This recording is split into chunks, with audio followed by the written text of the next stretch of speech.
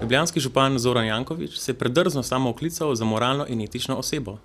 Ali gre za ekstremen način samopromocije ali pa za resno zablodo nesojenega tajkuna, ni jasno. Vendar pa imamo na razpolago dovolj zgovornih primerov, na podlagi katerih lahko njegovo izjavo potrdimo ali zavržemo.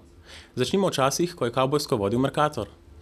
Male trgovce je z izsiljevanjem dobaviteljev izrinil s trga in pod pretvezo prodajanja slovenskih izdelkov občutno povišal marže in tako podražil življenje vsem, ki so se k najboljšemu sosedu odpravili po osnovna živila. Na srečo državljanov pa mu ni uspel tajkunski prevzem Mercatorja, kar župana boli še danes.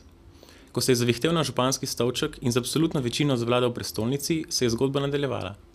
Župan je svojo moralnost pokazal s pritiski na lastnike gostinskih lokalov v Ljubljani in z muhastim osebnim prilagajanjem javnih razpisov. Visoko etično držo je Zoran Janković izrazil z neprestanim pritiskom na trenutno slovensko vlado in zahteval sredstva, ki naj bi mu jih nekdo vzel.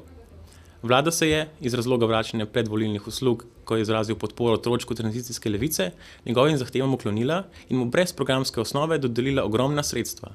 Medtem pa bo Pomurje, kot najmanj razvita slovenska regija, vsak evro lahko pridobilo šele na programih razvojnih programov.